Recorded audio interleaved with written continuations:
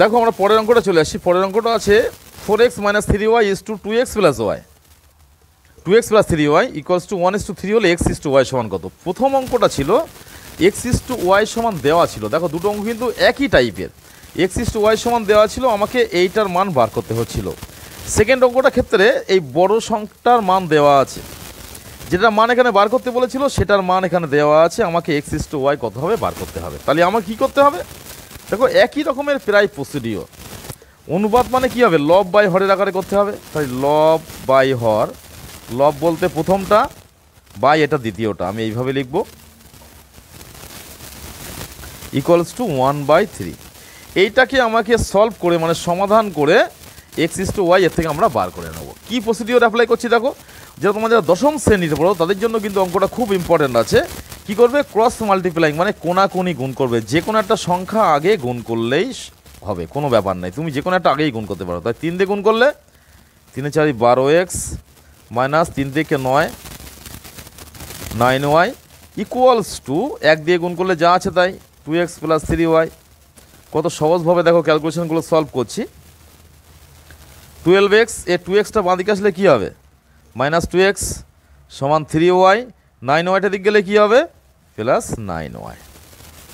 -9y ওদিক গেলে +9y। যারা সমাধান জানো না তারা আমাকে কমেন্টস বক্সে জানাবে যে সমাধান জানি না, তাহলে সমাধান বিষয়টা একদিন আলোচনা করব।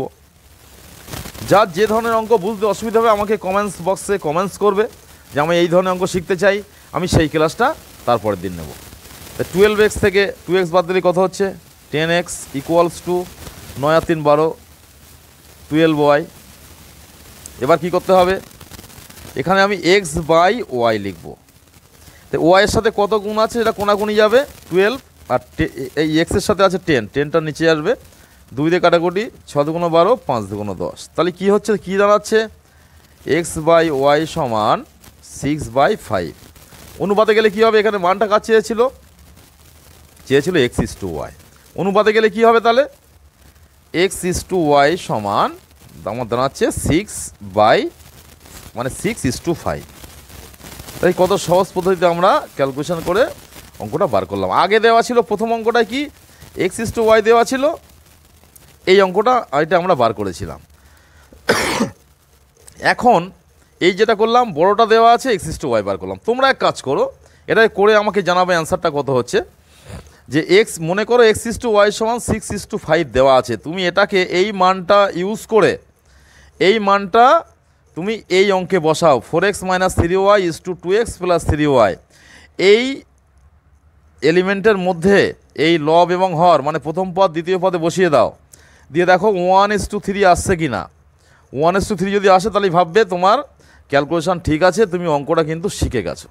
এটা করে আমাকে কমেন্টস বক্সে আমাকে পাঠাবে, তাহলে বুঝতে পারবো যে হ্যাঁ 1:3 হয়েছে, এটা তোমরা তাহলে অঙ্ক শিখে গেছো। তো যাই হোক আমরা পরের ক্লাসে চলে আসছি। তো যারা যদি ভিডিওটা ভালো লেগে থাকে চ্যানেলটাকে সাবস্ক্রাইব করে ভিডিওটাকে লাইক দিয়ে সকলের মধ্যে শেয়ার করে দেবে।